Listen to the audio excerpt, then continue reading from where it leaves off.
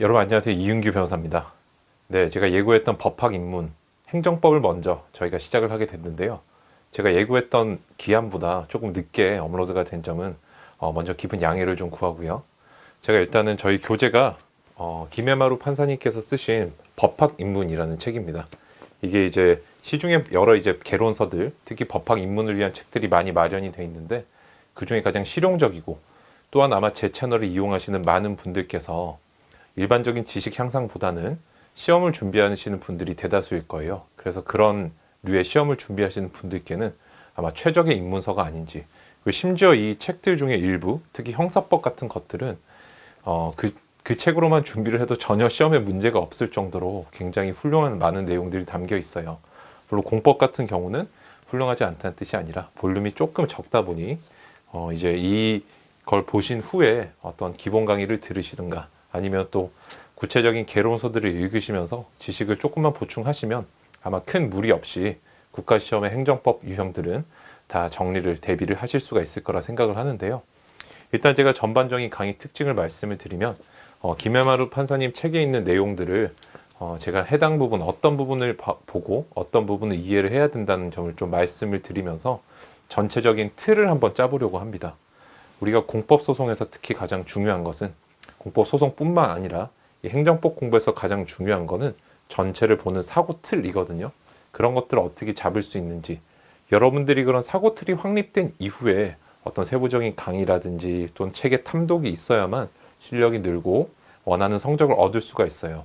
근데 그런 어떤 전체적인 시각이 없는 상황에서 바로 그냥 공부에 돌입하시는 분들을 굉장히 많이 보게 되는데, 아마 여러분들이 강의를 들으시거나 책을 읽으시는 걸 전제로 저는 그거보다 조금 앞에 여러분들 위해서 전체적인 숲을 만드는, 전체적인 관점을 만드는 그런 목적으로 강의를 만들었습니다. 그래서 여러분들 일단은 본론으로 바로 들어가면요. 저희가 79페이지 김해마루 판사님 책의 법학입문 공법, 헌법 행정법이라는 책을 구입을 하시면 되고요. 79페이지부터 보겠습니다.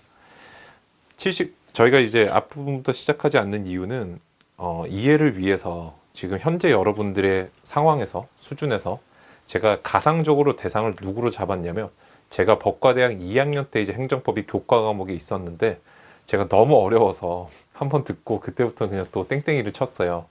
그래서 정말 이 어려운 과목을 제가 다시 법대 2학년 때로 돌아간다면 어떻게 행정법을 조금 재밌게 해줄 수 있을 것인가, 그리고 조금 더 나아가서 공무원 시험을 준비하시거나 또는 뭐 행정고시를 준비하시거나 변호사 시험을 준비하시거나 기타 국가 시험을 준비하시는 분들이 아직 행정법에 대한 기초 지식이 없을 때 이 강의를 통해서 어떤 세부적인 내용들을 습득하기에 앞서서 조금 친숙하게 지식을 습득할 수 있는 그런 상태를 만들도록 목적으로 하고 있습니다. 그래서 여러분들이 순서대로 꼭 보지는 않을 거고 79페이지부터 한번 볼게요. 기초개념이라고 나와 있어요. 여러분들 일단 김해마루 판사님 책을 제가 보는 법을 조금 말씀을 드리면, 저 같은 경우는 이렇게 형광펜으로 미리 색깔을 좀 표시를 해뒀어요. 그래서 여러분들이 행정사건, 개념, 의, 한계, 심판과 소송, 심판 절차 이런 내용들이 쭉 나오지만 글을 쭉 읽지 마시고 처음에는 그 형광펜을 꺼내셔가지고 제가 책을 통째로 외우는 구조화 독서법이라고 영상을 올려뒀거든요. 아마 윗부분에 링크도 제가 걸어뒀을 텐데 보시면서 책을 전체적으로 조금 짜임새 있게, 그러니까 내가 뭔가 지식을 습득할 때는 미리 폴더를 만들어 놓고 그 안에 텍스트 파일을 담든 음성 파일을 담아야 내가 나중에 지식을 끄집어낼 때 편하거든요. 그래서 여러분들도 이 책을 바로 이렇게 읽지 마시고 조금 폴더를 만들어서, 그래서 같은 색깔끼리 이렇게 예를 들어서 뭐 파란색 형광펜으로 행정사건, 그 다음에 심판과 소송, 또 넘어가서 다음 페이지 행정청, 쭉 넘어가서 82페이지에 처분 재결 부작위, 그 다음에 다음 페이지에 처분청과 재결청, 기속행위와 재량행위, 토지 수용, 넘어가서 재건축, 체납처분, 이런 식으로 총 몇 개의 덩어리가 있구나 라는 거를 먼저 머릿속에 넣고 책을 읽으셔야 돼요. 그냥 읽으시면은 정말 어렵습니다. 그 여담이지만 제가 김해마루 판사님이 제 이제 법조 선배세요. 같은 이제 창원지방검찰청에서 근무를 할 때 제 앞쪽 선배셨는데 제가 갖다 깜짝 놀랐어요. 되게 천재시라는 걸 저는 알 수 있었는데 그 사건 기록을 꽂아놓는 캐비넷이 완전히 그냥 진짜 뭐라 해야 될까, 정리가 안 돼 있으시더라고요. 근데 아마 그 혼돈 속의 어떤 정돈이라고 해야 되나?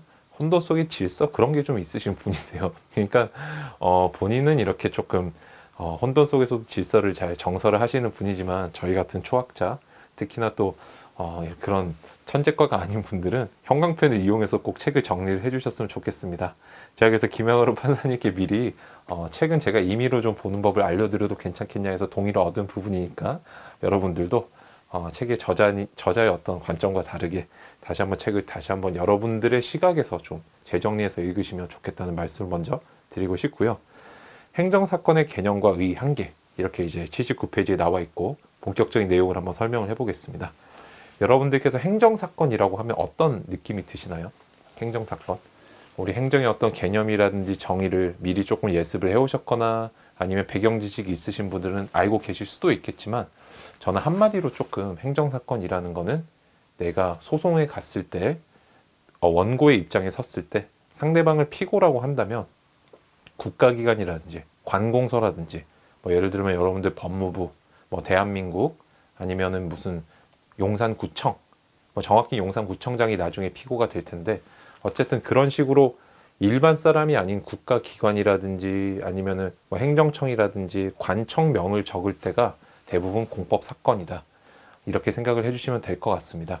그래서 우리 김야마루 판사님 책의 79페이지를 보면은 행정사건의 개념이라고 해서 두 번째 보면 뭐라고 나와 있냐면 공법사건 중에 헌법사건을 제외한 것이라고 되어 있는데 공법사건은 제가 말씀을 드렸다시피 피고의 자리에 일반 사람의 이름을 적는 게 아니라 어떤 관청명을 적는다든지 뭐 시장, 구청장, 군수 이런 사람의 이름을 적는다든지 이런 게 공법사건이다 하고 넘어가셔도 돼요. 현재는 여러분들이 좀 큰 개념을 바운더리를 이해하실 수가 없거든요. 그래서 이렇게 좀 넘어가 주시고 그래서 헌법사건을 제외한 것이다 이렇게 돼 있는데 이거는 사실 이제 엄청 어렵게 설명하면 관할의 이분화라고 해서 설명을 할 수 있지만 간단하게 좀 제가 말씀을 드려볼게요. 여러분들께서 뭔가 어떤 사람이 나에게 행동을 했을 때 불만이 있어서 소송을 제기를 하려고 해요. 근데 소송을 제기할 때 집 근처에 있는 법원에 가셔도 되고 그냥 집 근처라고 표현할게요. 그 다음에 국가기관을 상대로 소송을 제기할 때는 집 근처에 있는 소송뿐만 아니라 서울에 안국에 있는 헌법재판소라는 곳에 가서 소송을 제기를 할 수도 있습니다.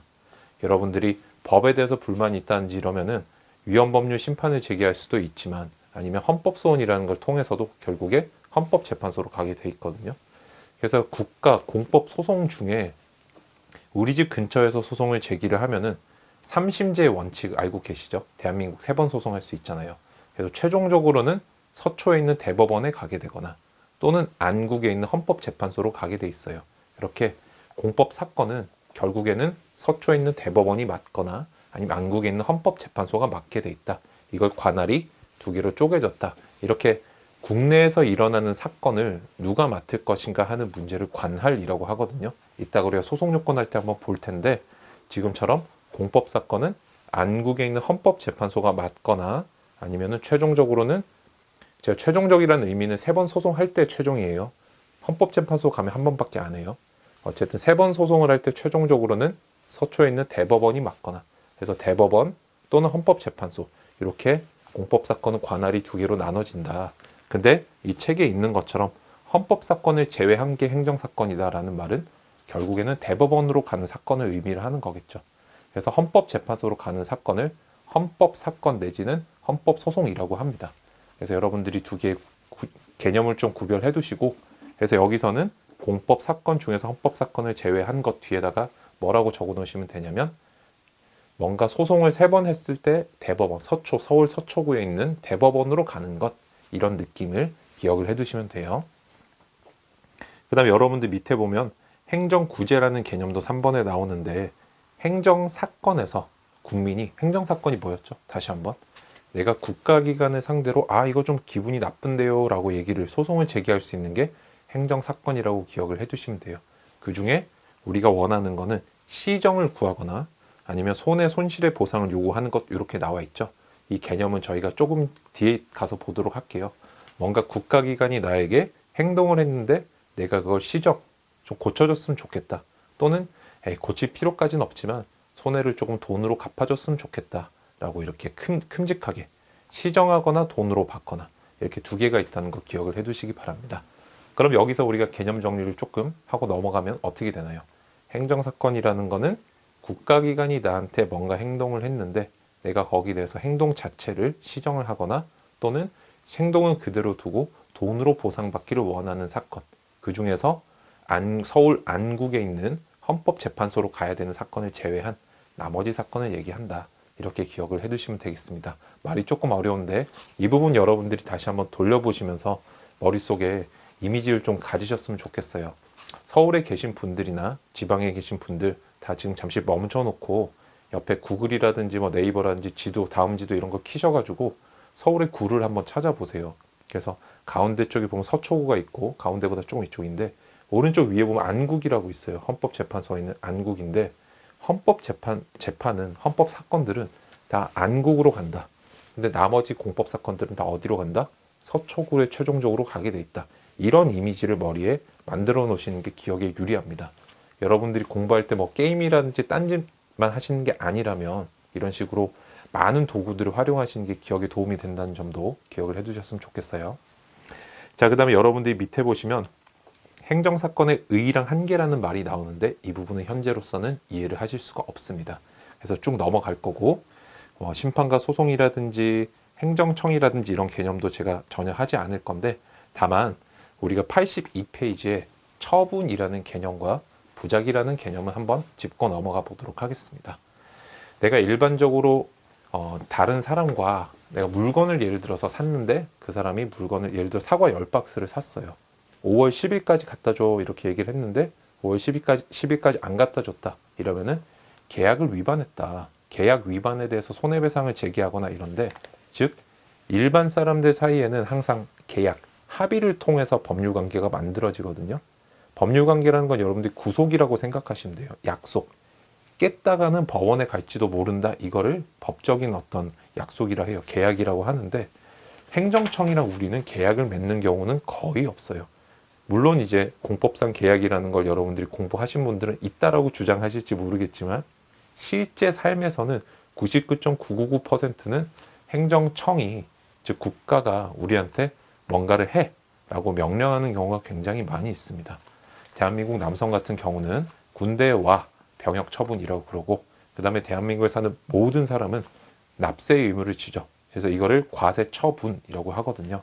그래서 옛날부터 우리가 신체랑 그 다음에 재산에 대해서 뭔가 방어를 하기 위한 게 국가를 상대로 하는 소송이다라는 기본적인 관념을 좀 가지면 좋겠고 그중에 행정소송이 행정법이 바로 그중에 행정소송이라는 거 다루는 영역이라는 점도 기억을 해두셨으면 좋겠어요. 제가 그래서 여기서 처분이라는 걸 말하다가 이렇게 넘어온 이유가 82페이지에 일반 사람들 사이에는 계약을 통해서 즉 서로 합의를 통해 약속을 만든다. 법적인 구속력을 만든다. 이걸 안 지킨 법원에 간다. 이걸 법적 구속력이라고 하는데 우리가 국가기관이라든지 국가행정청 이런 기관들은 일반 사람과 약속을 맺질 않아요. 대부분은 그냥 일방적으로 뭐 해 이렇게 명령하는데 그게 바로 처분입니다. 그래서 우리가 지금 배우고 있는 행정법이라는 게 국가에 대해서 뭔가 불만이 있어서 다시 한번 시정 또는 돈으로 받는 것 그게 크게 손해배상 뭐 이런 느낌이었죠. 그죠? 시정하거나 돈으로 받는 건데 즉 국가기관의 어떤 행위에 대해서 우리가 시정이나 돈 받기를 요구하는 걸까요? 바로 처분이에요. 처분. 그래서 우리가 행정법에서 가장 중요한 개념이라고 해도 과언이 아닌 게 이 처분이라는 거고 물론 여기 82페이지에 보면은 행정청이 법규에 근거해 국민에게 권리를 설정하는 의무를 부담시키는 행위다 이렇게 나와 있는데 이건 아직까지는 여러분들 어려우실 거예요. 넘어가셔도 좋아요. 그냥 우리 김해마루 판사님께서 3번에 솔직하게 적어두셨어요. 현재 단계에서는 처분이란 행정소송으로 다툴 만한 대상이다 라는 점만 기억을 해두자. 이렇게 그냥 넘어가셔도 됩니다. 뭔가 소송을 해서 우리가 다툴 수 있는 거면 처분이다. 그럼 여기서 아까 공부한 걸 한번 기억을 해볼게요. 몇 페이지를 우리가 같이 봤냐면 79페이지에 행정사건 개념의 2번 공법사건 중에 헌법사건을 제외한 게 행정사건이고 그 행정사건으로 다툴 만한 대상이 처분이다라는 게 82페이지에 나와 있으니까 결국 처분의 의미는 뭘까요? 국가의 모든 행위 중에 헌법재판소로 가야 되는 걸 뺀 나머지 행위를 처분이라고 하는구나 라는 점을 기억을 해두시면 되겠죠. 배경 지식 조금만 더 보충을 해볼까요? 헌법재판소로 가는 사건이 크게 뭐가 있죠? 여러분들 최근에 뭐 낙태죄 위헌 확인이라든지 아니면 뭐 간통죄 위헌도 얼마 전에 몇 년 전에 있었고, 그죠? 그 다음에 최근에 우리가 병역법에 대해서 대체복무제에 대해서 헌법 불합치 위헌 확인하는 사건들이 있었는데, 이런 식으로 어떤 법에 대해서 우리가 삼권 분립의 원칙 아시죠? 그래서 국회의사당에서 만드는 걸 법이라고 그러죠. 그 다음에 우리가 여러분들 보시면 무슨 판사분들이 하시는, 즉 법원이 하는 걸 재판이라고 그래요. 그래서 입법부가 하는 행동, 즉 법과 재판은 헌법재판소만이 이거를 심판을 할 수가 있어요. 다툴 수가 있다는 거예요. 헌법재판소가 이 두 개를 취소할 수 있는 권한을 가지고 있고, 그거를 제외한 나머지 모든 것들은 누가 갖는다? 일반 법원으로 넘어온다. 즉 우리 집 근처의 법원을 갔다가 최종적으로는 서울 서초에 있는 대법원에 간다는 거예요. 그래서 국가를 세 개로 이렇게 나누는 거를 우리가 권력의 분립이라고 그러잖아요. 그죠? 옛날에 왕은 모든 걸 가지고 있었어요. 세종대왕님은 법도 만들고 집행도 하고 사람도 처벌하고 이랬지만, 요즘 세상에서 서로 권력을 나눠서 서로 견제를 하기 위해서 국회에서 법을 만드는 입법부를 따로 뽑고, 그죠? 그 다음에 법을 집행하는 대통령도 따로 뽑고, 물론 이제 우리나라는 이 사법부는 대통령이 뽑게 돼 있지만, 어쨌든 사법부는 이제 우리가 직접 선거를 하진 않죠. 그죠? 이렇게 해서 서로 나눠 놓고 있어요. 근데 입법부랑 사법부의 행동에 대해서 불만 있을 때 주로 어디로 가게 돼 있다? 헌법재판소로 가게 돼 있다. 그러나 행정부의 행동에 대해서 불만 있을 때 어디로 간다? 최종적으로는 대법원에 가게 돼 있다. 이렇게 서로 나눠져 있다. 이해되시죠? 그래서 저희가 지금 가운데 부분, 즉 물론 행정부의 행동만에 한정되는 거 아니에요. 나중에 공부를 하다 보면 조금 더 넓어지는데, 지금은 조금 러프하게 알고 계셔도 돼요. 그래서 우리가 책에 보면 거칠게 말하자면 이런 표현이 많이 나오는데, 거칠게 알고 있다. 이게 법적으로 좀 법률에서 많이 쓰는 표현인데, 거칠게는 현재에서 어느 정도 이해를 하시면 된다. 뭔가 행정부의 행동에 대해서 내가 시비를 걸고 싶다, 불만이 있을 때는 즉 행정사건이다, 이렇게 기억을 해두셔도 됩니다. 다시 한번 책을 그래서 보면은 우리가 처분이라는 개념을 설명하다 이렇게 넘어왔는데, 국가가 나한테 처분을 했을 때 안국에 있는 헌재로 가는 걸 제외한 나머지가 바로 행정사건이다 라고 기억을 해두시고, 처분이라는 건 여러분들 약간 플러스의 개념이에요. 뭔가 외부적으로 드러나는 개념인데, 여기 반대되는 개념이 있어요. 그게 바로 재결은 여러분 넘어가세요. 바로 83페이지에 나와 있는 부작위입니다. 부작위. 어떤 느낌이냐면, 이번에 내가 사실 뭐 지방세를 내야 될 이유가 없는데, 국세를 내야 될 이유가 없는데 갑자기 돈을 내라고 나왔어요. 그럼 여기 대해서 다투는 게 뭐예요? 바로 지금 배우고 있는 행정소송이고, 이걸 다루는 게 행정법이에요. 그 다음에 내가 뭔가 허가를 신청을 했어요. 뭐 건물을 지어야 돼서. 근데 허가를 안 내줘요. 그럼 뭔가 외부적이고 플러스적인 게 없죠. 뭔가 보이는 행동이 없죠. 이럴 때는 처분이라는 말을 쓰질 않아요. 이때는 물론 우리가 소극 처분이라고 생각할 수도 있겠지만, 이때는 부작위, 아무것도 하지 않는 것을 부작위라고 하거든요. 그래서 우리가 행정법에서는, 즉 행정소송에서는 국가기관에게 시비를 걸 수 있는 대상이 크게 두 개로 나눠진다는 점을 지금도 하나 머리에 넣어두고 가셔야 됩니다. 우리가 국가기관에 대해서 시비를 거는 것이 행정소송, 그 다음에 헌법소송 두 개인데, 현재 공부하는 거 헌법소송은 뺀다, 그죠? 그 다음에 행정소송이라는 거는 그 중에서도 국가기관의 어떤 처분에 대해서 내가 소송을 제기를 하는 거다. 처분은 다시 두 개로 나뉜다.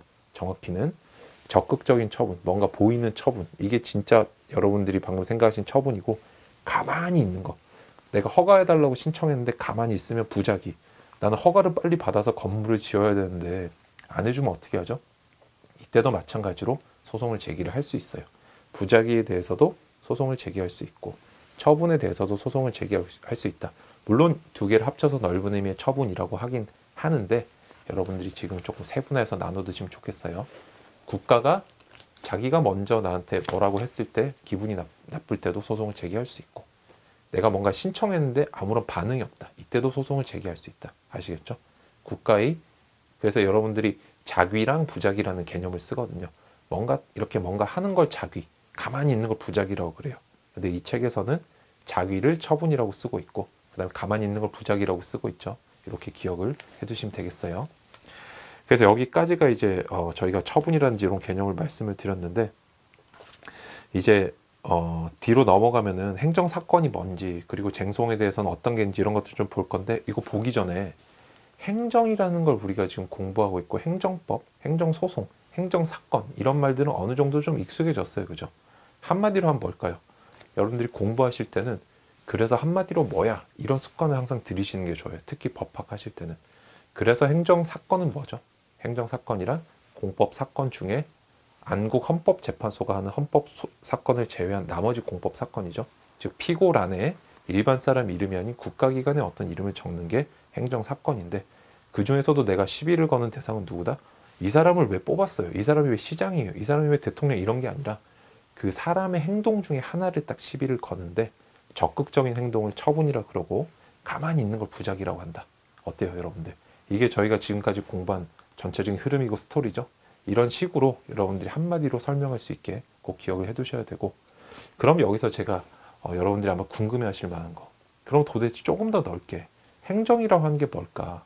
우리가 국가기관을 딱 봤는데 내가 아는 사람 중에 김해마루 판사님도 있고죠.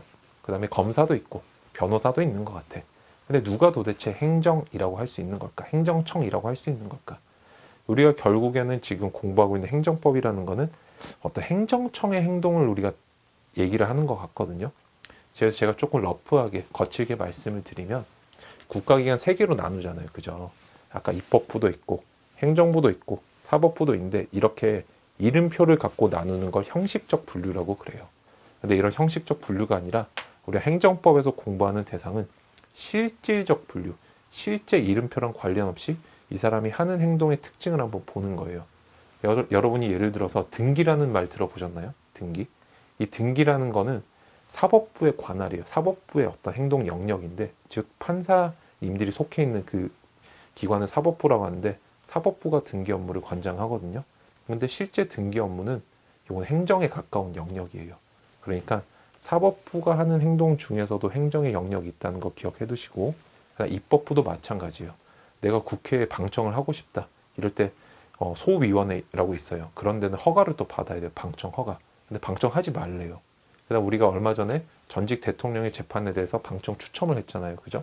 여기 대해서도 다투면 뭐가 된다? 이런 것들도 행정이라는 걸 기억을 해두세요. 그래서 이름표를 갖고 하는 게 아니다. 행정이라는 거는 그 실제 내용을 들여다보고 하는 개념이다. 그럼 우리가 실제 내용을 들여다봤을 때 뭐가 행정이고 뭐가 행정이 아니냐. 이것부터 한번 말씀을 드리면 일단은 국가기관이 행동할 때 어떤 베이스를 까는 것. 여기 선을 벗어나면 안 돼라고 법을 만드는 작용이 있어요. 상권 분립이라는 거는 정확하게는 이권 분립 후에 3권으로 나누는 거예요. 국가 권력이 크게 한 덩어리가 있으면은 여기까지는 할 수 있고 여기는 못해라고 가이드라인을 제시하는 게 입법부가 하는 영역이거든요. 그래서 국가의 영역을 크게 반으로 나누면 입법과 그거를 집행하는 걸로 나눌 수가 있어요. 집행을 다시 두 개로 나누면은 재판과 그 이외의 집행 두 개로 나누는 거예요. 아시겠죠? 이걸 3권의 분립이라 그래요. 그래서 진짜 3권 분립은 하나, 둘, 셋이란 느낌보다는 크게 두 개로 나눠서 다시 두 개로 또 쪼갠다. 이런 느낌으로 기억을 해두시면 되는데 이 입법부를 제외한 나머지 두 개가 구별하는 게 좀 쉽지가 않아요. 입법부는 여러분들이 국회의사당에서 법 만드는 게 모두 입법이죠. 그렇죠? 이거는 쉽게 알 수 있거든요. 왜냐하면 그 행위의 결과가 모두 법이나 법률, 법이나 법률이 아니라 법률이나 또는 우리가 이제 나중에 좀 보시면 아시겠지만 입법의 형태들이 몇 개 존재를 해요. 하여튼 이름표를 보면은 이게 입법인지 아닌지 쉽게 알 수가 있어요. 그래서 지금은 그냥 법률의 형식으로 나오는 건 다 입법이다 이렇게 보시면 되고, 근데 법률이 아닌 나머지 행동 중에 이제 행정과 그 이외 걸 구별을 해야 되는데 쉽게 말하면 사법, 즉 재판과 그 나머지를 어떻게 구별하는지 좀 말씀을 드릴게요. 우리 김해마루 판사님 책에 힌트가 하나 있어요. 어디에 나와 있냐면은 여기 보시면 80페이지 한번 보시겠어요? 80페이지에 소송 절차의 개념에 대해서 3번에 소송은 심판에 비해서 중립적인 기관이 신중하게 판단한다라는 말이 있는데 법원의 핵심은 뭔지 아세요, 여러분들? 이 법 집행 절차 중에 재판이라는 거는 신중성이 가장 중요해요. 신중하게 판단한다. 신중하게 하려면 어떻게 하면 될까요? 그 법원을 이루는 분들이 합의를 하면 되겠죠. 그래서 우리가 재판 작용의 핵심은 합의제와 신중성이에요. 그렇기 때문에 기본적으로 3번의 재판을 할 수 있게 권리를 주는 거거든요. 국민한테 재판 청구권으로. 그래서 여러분들이 재판 작용이라고 하면 뭐가 된다? 신중함과 합의제라는 점을 기억을 해두세요. 그럼 반면에 행정 절차의 특징은 뭘까요? 반대로 생각하시면 돼요. 신속함과 합의제가 아닌 단독제라는 점을 기억을 해두세요. 즉 상명하복이에요. 행정청은. 여러분들이 그래서 변호사는 어차피 관청이 아니잖아요. 그죠? 변호사를 빼고 검사랑 판사는 어떻게 구별할까요? 여러분들.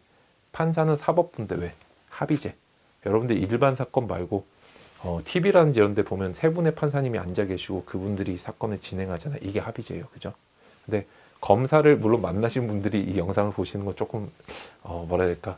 불운인데 인생이 별로 좋지 못한 경험을 하신 건데 검사를 만나보신 분들 아시겠지만 검사는 한 명이 한 사람을 만나거든요.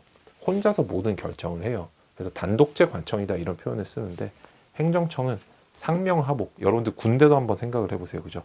하라는 대로 해. 이게 검사의 특징이에요. 윗사람이 시킨 대로 윗사람을 간다. 여러분들 물론 이게 안 좋은 의미로 명령한다 의미가 아니에요.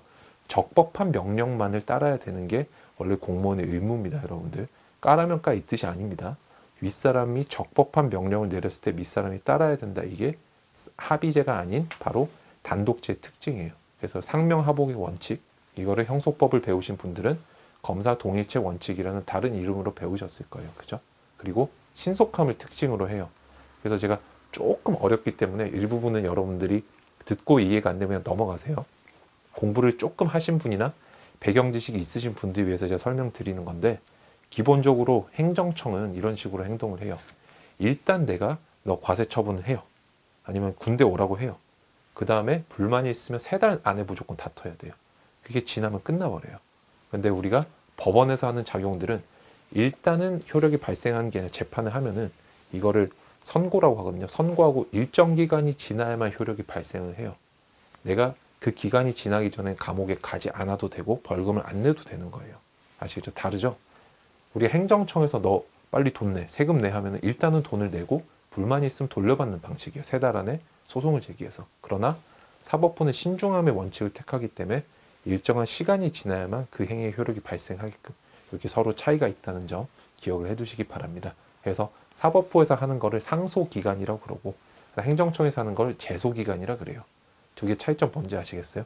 행정청은 일단 행위를 저지르고 3달 안에 다툴 수 있게 해준다. 그 다음에 사법부는 신중하기 때문에 우리 행위 효력 자체가 늦게 어떤 상소 기간이 지나야만 행위 효력이 발생하게끔 그렇게 하고 있다는 결정적인 차이가 있다는 점 기억을 해두세요. 이게 여러분들의 행정과 그 다음에 사법 어떤 재판의 차이다. 이렇게 기억을 해두시면 되겠습니다. 자, 그 다음에 여러분들께 이제 설명을 드릴 부분이 91페이지에 있는 행정사건과 행정구제라는 개념인데요. 행정사건의 유형, 머리에라는 부분은 현재로서는 모르셔도 돼요. 넘어가시고 행정쟁송, 행정쟁송제도 그 다음 이 부분부터 설명을 조금 드리겠습니다.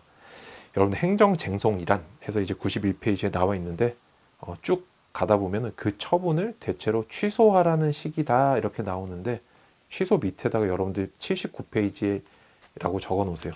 79페이지 어떤 부분이 이 취소랑 같은 말이냐면은 바로 아까 보셨던 시정이 같은 말이에요. 시정. 뭔가 국가기관이 나한테 행동을 했는데 불만이 있어요. 그걸 내가 소송을 통해서 뭘 한다? 시정하고 싶다는 게 구체적으로 어떤 의미다? 그게 91페이지에 나와 있네요. 바로 취소라는 의미라고 말씀을 드리고 싶습니다. 그래서 시정과 취소는 여기서 물론 포함 관계이긴 한데 지금 현재로서 같다고 생각하셔도 큰 문제가 없어요. 그 다음에 큼직하게 한번 볼게요. 여러분들이 조금 더 넘어가셔서 94페이지에 보시면 돈으로 받는 것도 나와요. 이게 바로 국가보상제도다라고 지금 김해마루 판사님 책에 나와 있죠. 그래서 여기도 94페이지 국가보상제도에도 79페이지라고 적어두시면 이해가 쉬우실 거예요. 자, 그래서 우리가 79페이지로 다시 돌아가 볼게요.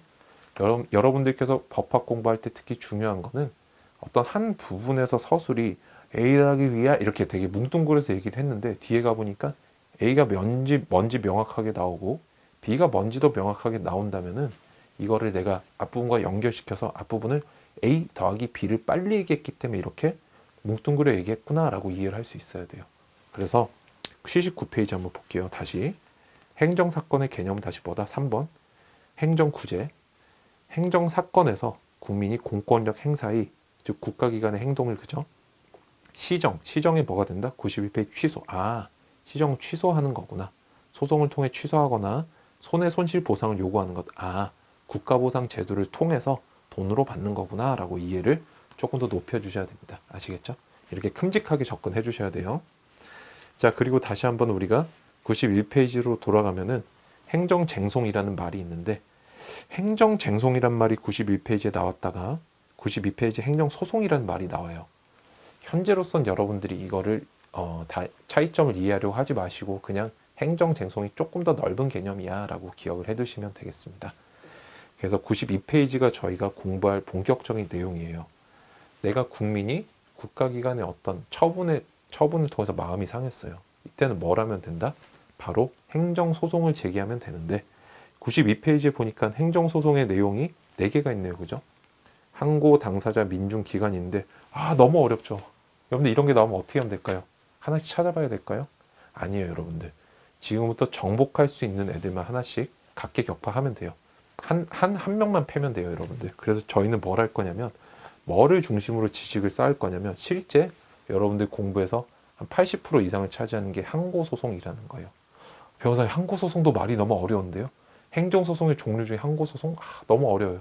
그렇게 생각하지 마시고, 한자어가 나왔을 때는 이 한자어가 뭐를 압축시켜 놓은 것인지 한번 기억을 해주시면 돼요. 보세요.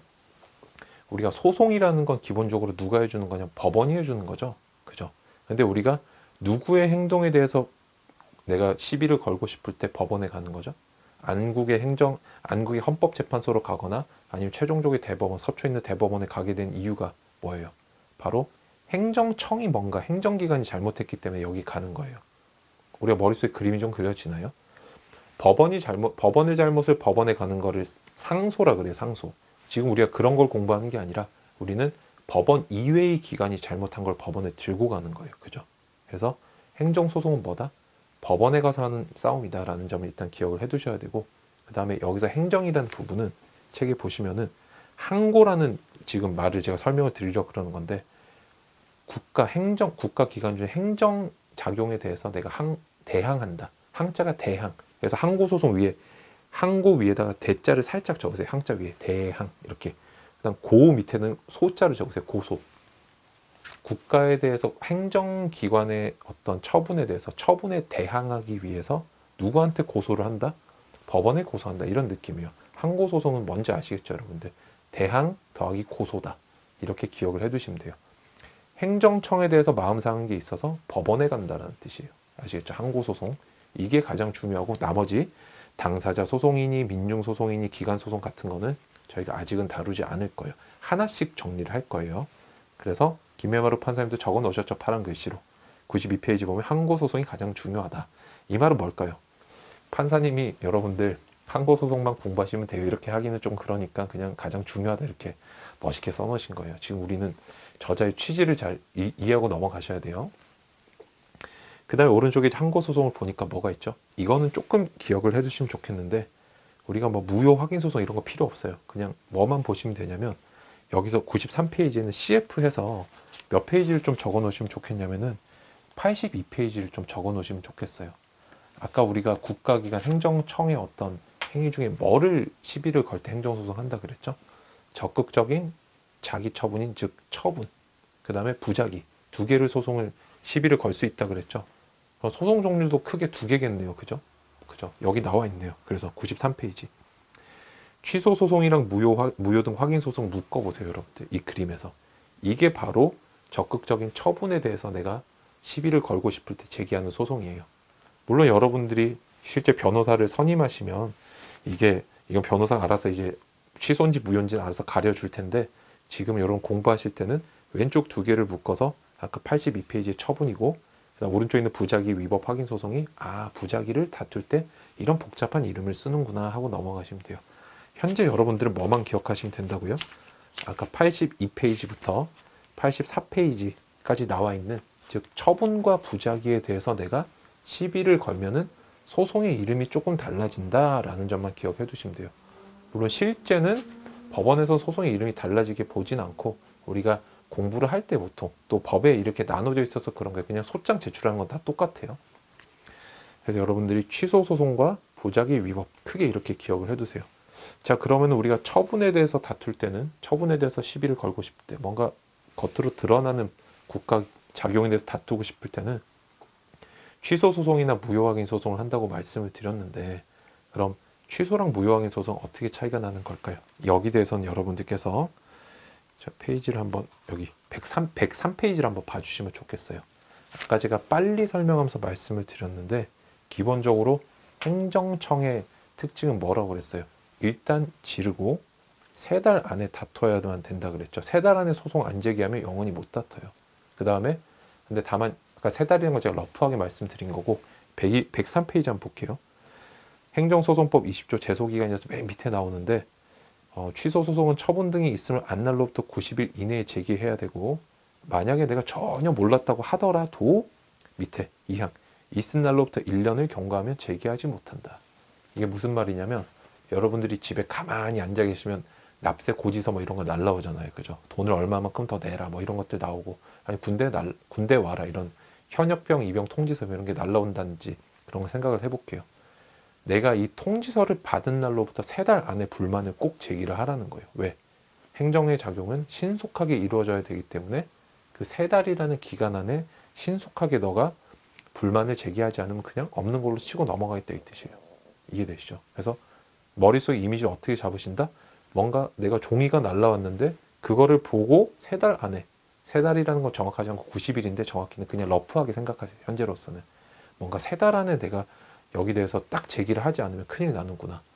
그래서 실제 제가 변호사로서 이제 행정사건 특히 많이 하는 편인데, 소송을 진행을 하다 보면, 상담을 진행을 하다 보면 3달 지나서 저를 찾아오시는 분들이 굉장히 많아요.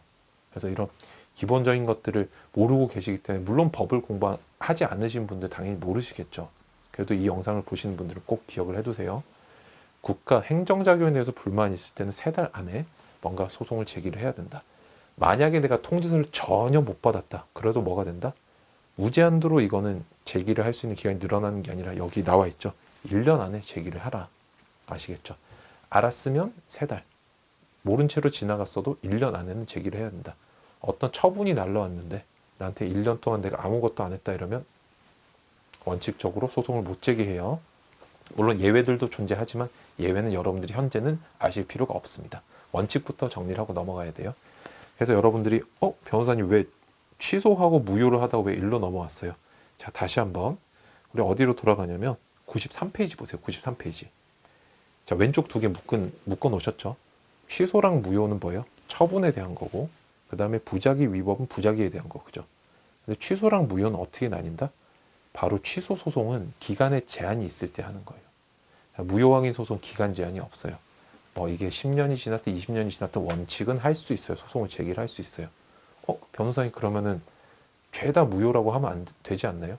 이거는 조금 어려운 문제긴 한데, 원칙적으로 여러분들이 한 90% 이상의 소송은 거의 다 취소 소송이라고 생각을 하시면 돼요. 무슨 말이냐면, 국가기관이 어떤 행동을 했어요. 행정청이. 여기 대해서 3달 이외의 기간에도 무조건 소송을 제기할 수 있다라고 한다면 어떤 국민들 삶의 안정성은 되게 떨어지겠죠. 내가 국가기관 행동을 했는데 언제든지 이걸 10년, 20년이 지나도 다 취소하고 다툴 수 있다 이러면은 국가의 어떤 작용이 좀 제대로 돌아가지 않겠죠. 그래서 최소 범위로 좀 줄인다고 생각을 하셔도 돼요.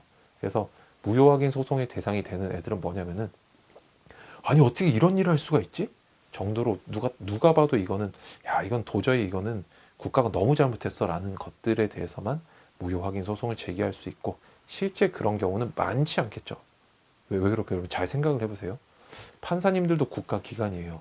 그런 국가기관이 같은 국가기관의 어떤 행위를 그렇게 모조리 무효라고 해서 다 깨는 경우가 많지 않겠죠.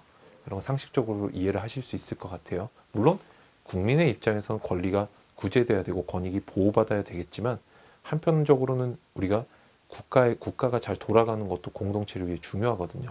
이 가치를 항상 조화시켜야 되는데, 그래서 30일이 지난 이후, 아니 90일이 지난 이후에도, 1년이 지난 이후에도 다툴 수 있는 게 무효 확인 소송이라는 거지만 굉장히 범위가 좁다. 그래서 여러분들이 취소랑 무효는 딱 가려지진 않는다. 근데 여러분들이 대부분 어떻다? 90% 이상은 취소 소송으로 가게 돼 있다라는 점만 기억을 해두세요. 그래서 여러분들 여기서 우리가 간단하게 한번 퀴즈를 한번 내볼까요? 자, 내가 어떤 국가에서 뭐 처분 하나 받았어요. 굉장히 기분이 나빠요. 근데 처분서를 받고 맨날 놀다가 한 반년 지나가지고 이윤규 변호사를 찾아갔어요. 그러면은 이윤규 변호사는 여기서 뭐라고 어떤 소송을 제기하자라고 해야 답이 될까요? 취소 소송을 하자 이렇게 하면 어떻게 돼요? 그럼 변호사 자격이 없어요, 여러분들. 취소 소송은 3달 지나면 제가 안 된다 그랬잖아요, 그죠? 그래서 여기서는 뭐라고 변호사는 주장을 해야 된다? 법원에 가서 판사님 보세요. 다른 국가기관의 행정청이 지금 도저히 납득할 수 없는 이런 천인공노할 짓을 했습니다. 그렇기 때문에 얘는 무효입니다. 라고 주장을 해서 따라서 우리는 아까 제소기간이라고 하거든요. 소를 제기할 수 있는 기간에 적용을 받지 않습니다. 이런 주장을 해줘야 되는 거예요. 조금 어렵나요, 여러분들? 어려우신 분들은 그냥 넘어가시면 돼요. 여러분들이 현재 제가 설명해 드리는 게 어렵다는 건 제가 설명을 못해서 그런 거지 여러분들이 이해를 못하셔서 그런 게 아니에요. 그냥 오늘은 모르는 게 있구나 하고 넘어가시고 다음에 한 번 더 들으시고 다음에 다른 구체적인 예가 있을 때 이 영상으로 찾아올 수 있는 그 정도의 여러분들 아이디어만 가지고 계시면 됩니다. 아시겠죠? 사람이 한 번에 모든 지식을 다 이해할 수도 없고 한 번에 제가 모든 거 다 잘 설명드릴 수도 없어요. 사람마다 이해할 수 있는 어떤 수준이라든지 그 상황이라든지 어떤 그런 것들이 모두 다르기 때문에 여러분들이 내가 현재 이 내용을 이해하지 못할 때는 강의하는 사람이 잘못했다라고 꼭 기억을 해주세요. 아시겠죠, 여러분들? 그래서 이 사람이 설명을 잘못했으니 내가 다음에 좀 들을 수 있을 때 다시 듣겠어. 이런 게 굉장히 공부할 때 중요한 자세예요. 자, 그 다음에 여러분들이 이제 제가 행정소송을 제기하는 것까지 한번 스토리를 짜봤죠. 행정소송이 들어오면 뭐가 된다? 우리가 국가기관, 특히 행정청, 아까 입법부랑 사법부의 작용에 대해서 시비를 걸면 헌재로 간다 그랬어요. 헌법재판소로. 행정부, 대표적으로 행정부의 작용에 대해서 시비를 걸고 싶을 때 우리가 대법원에 오게 돼 있는데 최종적으로 대법원에 오게 돼 있는데 그 행정청의 행동 중에서도 처분을 우리가 다투고 싶고 시비를 걸고 싶고 그 다음에 처분뿐만 아니라 가만히 있는 거 부작위라 그랬죠. 즉 여기서 또 스토리가 두 번째 스토리가 뭐였어요? 처분 안에서도 우리가 뭔가 이렇게 정말 진짜 잘못됐다는 거 무효. 그 다음에 그건 정도 아닌 건 취소라고 한다 그랬죠. 이렇게 나누는 진짜 이유는 뭐다? 대부분은 90일, 1년 이렇게 제소기간 적용을 받게 하기 위해서. 그거는 취소, 소송. 그 다음에 적용을 안 받는 정말 잘못된 국가기관 행동은 적용 기간 제한을 받지 않고 무효라고 해서 하는데 실제 비중은 거의 90% 이상이 취소 소송이다라는 점을 기억을 해두세요. 그 다음 부작위에 대해서는 엄청 어려운 부작위 블라블라블라 소송이 있었다 이렇게 하고 넘어가셔도 됩니다. 아시겠죠? 이렇게 큼직하게 먼저 기억을 해두시는 게 중요합니다. 그 다음에 여러분들 오늘의 이제 마지막 진도 나갈 부분이 저희가 소송요건이라는 부분이에요.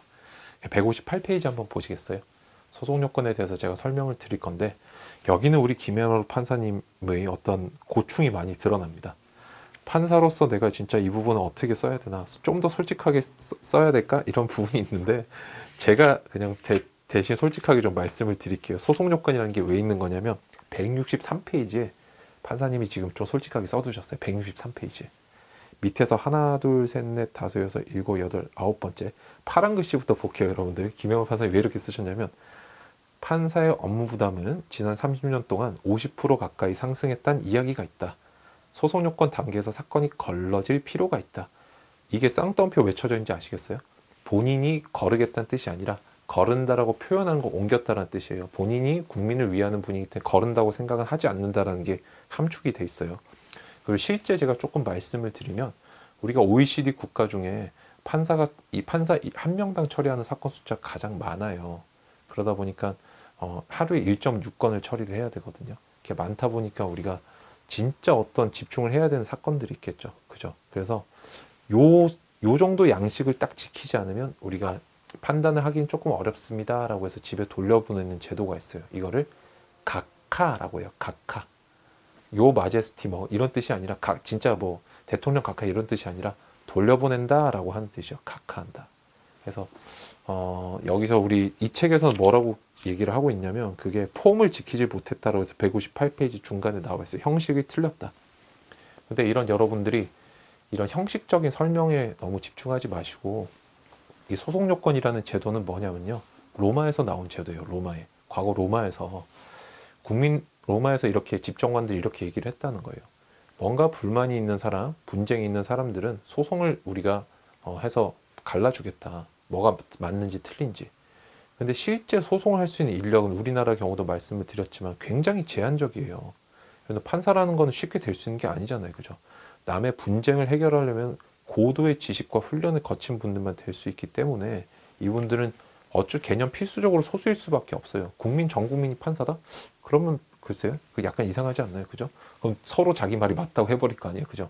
누군가는 고도로 훈련을 받아서 판결을 내려줘야 될 텐데 그분들이 진짜 어떤 사건에 더 좀 시비가 가려져야 하는데 집중하기 위해서 조금 그 자격을 못 갖춘 사건을 차내는 제도가 로마법의 제도가 있었어요. 이게 법무관 제도라고 그러는데 법무관이란 분들이 사건을 보고 현대 법무관이랑 달라요. 이 사건이 진짜 소를 해도 되는 건지 아닌지를 자기들이 분별을 했어요. 그래서 이건 너무 이런 거는 소송하기 좀 그렇다. 진짜 국가기관 판단할 만한 것은 아니다라고 해서 차낸 것들이 쭉 누적이 되다 보니까 이게 소송 요건이라는 제도로 이름이 멋있게 정착이 된 거예요.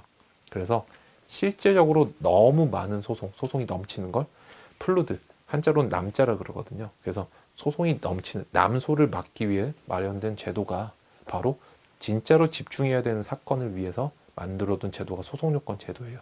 여러분들이 망이라고 생각하시면 돼요. 걸음체 정도라고 생각하시면 돼요. 즉 여러분들이 실제 판사님들이 해주는 건 뭐냐면 158페이지에 나와 있어요. 승소냐 패소냐를 가리는 게 판사의 주된 역할이에요. 최종적으로. 근데 그 전에 하나의 절차를 더 거친다. 여러분들 본격적인 판단이다. 즉 판사가 하는 본격적인 판단이 뭐라고요? 그게 바로 158페이지에 나와 있는 승소 패소예요. 원고 승소 또는 원고 패소. 원고 말이 맞아, 원고 말이 틀려. 승소 패소겠죠? 이게 본격적인 판단인데 이걸 뭐라고 그러냐면 여러분들이 여기를 한번 가보세요. 163페이지 보세요. 본안 판단이라는 말이 나오죠. 본안 판단. 이 본안 판단이 바로 다른 말로 본격 판단. 이렇게 바꿔서 써두세요. 본격 판단. 판사가 본격적으로 판단하는 게 바로 몇 페이지? 163페이지 본안 판단은 무슨 의미다? 158페이지에 있는 승소 패소라고 합니다. 승소 패소. 그 다음에 우리가 항상 국가법은 일반 사람보다 국가가 높은 측면으로 기술되어 있어요. 실제 그렇다는 뜻이 아니라 옛날에 법을 만들던 분은 그런 시각에 기초를 하고 있었기 때문에 용어를 그렇게 쓰고 있는데 원고가 판사님 이 말 한번 들어봐 주세요 라고 해서 그 말을 받아들여 준다. 저 원고를 승소하게 해주는 걸 인용 판결이라 해요. 인용 판결. 당신의 말을 내가 인정하고 용인할 수 있다는 뜻이에요. 네 말을 맞으니까 내가 그 말에 따라서 힘을 줄게 라는 게 인용 판결이고 승소 판결이에요. 그래서 원고 승소에는 청구가 이유 있어 인용한다라는 글씨 있죠. 그래서 인용에다가도 밑줄을 꼭 쳐두세요. 승소, 인용 같은 말이에요. 반면에 원고가 패소할 때는 이유 없어 기각한다라고 합니다.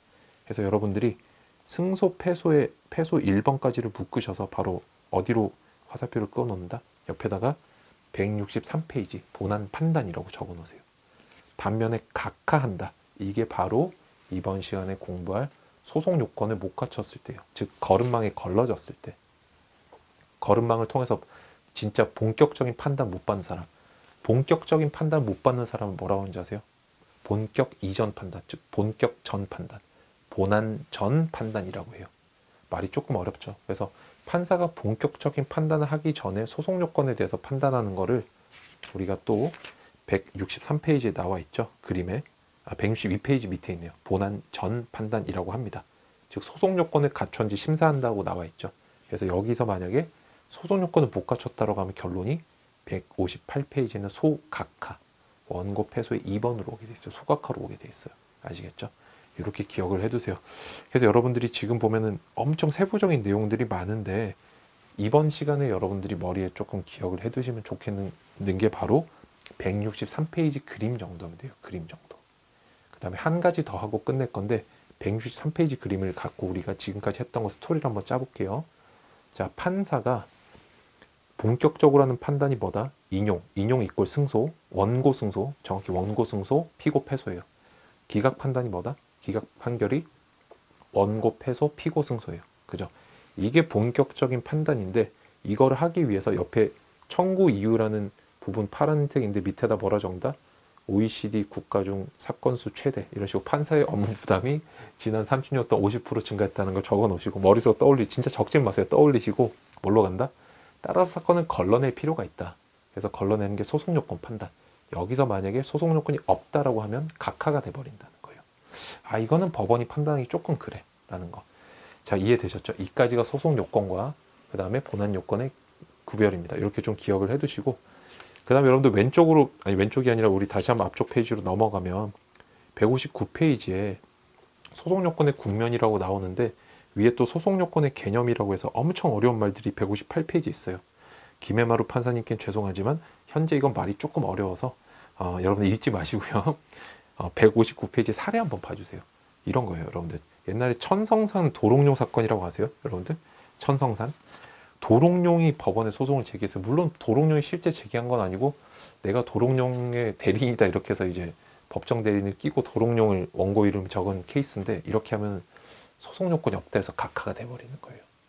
여러분들이 소송 요건을 세부적으로 현재 아실 수는 없고, 이번 시간은 어디까지 할 거냐면 요것만 좀 보겠습니다. 159페이지랑 160페이지만 좀 설명을 드릴 건데, 일반적으로 여러분들 159페이지의 법원, 이거는 현재 보지 마세요. 이거는 보실 필요 없고, 결국에 국내에서 일어나는 사건을 갖고 다 말을 하는 거예요.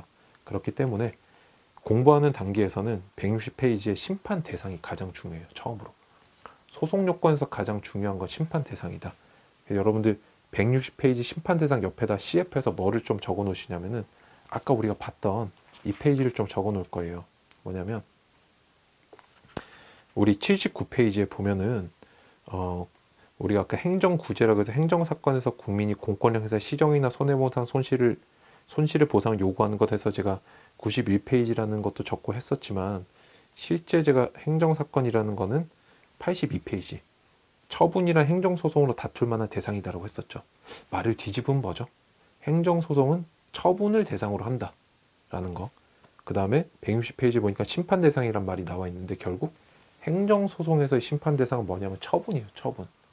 그래서 말이 지금 막 여러 개 이제 플로우를 타다 보니까 조금 어렵게 들리실 수 있지만, 심판 대상 옆에 처분이라고 꼭 적어 놓으세요. 아, 처분을 대상으로 한 것 이외에는 모조리 각하다. 그럼 여기서 우리가 하나 기억할 수 있는 건 뭐죠? 아까 안국에 있는 헌법재판소로 가야 되는 사건들 따로 있다 그랬잖아요. 그죠? 그래서 법률이라든지 법원의 재판에 대해서 내가 행정소송을 제기하면 뭐가 된다? 각하가 돼버린다. 즉 소송 요건이 없다고 해서 각하가 된다. 이 3단 구조를 꼭 기억을 해 놓으세요. 처분이 아닌 것, 즉 법원의 재판이라든지 아니면 뭐 입법 작용, 법률이라든지 이런 거를 갖고 소송을 제기를 하면 소송 요건이 없다고 해서 법원은 최종적으로 각하 결정을, 각하 판결을 내린다. 결정이라는 건 지금 잘못된 표현이 각하 판결을 내린다는 거 기억을 해두세요. 자, 그 다음에 두 번째로, 그래서 처음에 소송 요건에서 가장 중요한 건 내가 어디에 시비를 걸 수 있는가, 시비를 걸 수 있는 대상을 심판 대상이라 그러고, 두 번째, 나는 시비를 걸 자격이 있는 사람인가. 이게 바로 아까 도롱뇽의 문제예요. 물론 이게 조금 더 세부적으로 나누면 능력과 적격으로 나누는데, 여러분들 그것까지는 아실 필요가 없고요. 그냥 내가 과연 시비를 걸 수 있는가. 여러분들 옆집에서 막 싸워요. 그래서 내가 저 집은 왜 저렇게 싸워? 이혼하면 좋겠다 해서 이혼소송 제기할 수 있나요? 안 되잖아요. 마찬가지예요. 행정소송도 내가 국가에서 처분을 받았어요. 근데 우리 옆집 철수가 아직 나이가 안 됐는데 저기 그 영장이 나왔대. 우리가 소송을 제기해 줘야 되겠어, 여보. 그거 오지랖이죠. 그러니까 이 당사자라는 거는 오지랖이 넓은 사람들을 제거하기 위한, 제거란 말이 좋진 않고 걸러내기 위한 소송 그 요건이다라는 점을 기억을 해두세요. 아시겠죠? 그래서 그 다음에 그거 이외로 가는 게 기타예요. 기타. 그래서 법적으로 판결받을 필요한 건 현재는 모르셔도 되고, 이번에 보니까 소재기 기간 내에 소재기 한다, 제소기간이 나오는데 아까 제소기간 했었죠. 그 다음에 159페이지에 법원이라는 말이 나오는데, 이거는 현재는 모르셔도 된다. 그래서 소송 요건이란 러프하게 얘기를 하면 뭐가 된다? 과연 내가 소송을 걸 수 있는 대상인지를 먼저 보고, 그 다음 내가 소송을 걸 수 있는 사람인지를 먼저 보고, 마지막으로 그 이외의 것들을 판단한다. 이렇게 플러스 알파가 있다. 이렇게 기억을 좀 해두시면 좋겠습니다. 네, 여러분들이 이제 이번 시간에 조금 길게 전반적으로 진행을 했는데, 제가 좀 난이도를 낮춰서 전체적인 시각을 좀 확립하려는 목적이 잘 이루어졌는지는 모르겠습니다. 여러분들이 적극적으로 피드백 남겨주시면 제가 반영해서 그 다음 각 강의를 준비할 때 또 여러분들 니즈에 맞게, 또 눈높이에 맞게 좀 더 좋은 강의를 선보일 수 있도록 하겠습니다. 긴 시간 동안 고생 많으셨습니다. 여러분 감사합니다. 이상 이윤규 변호사였습니다.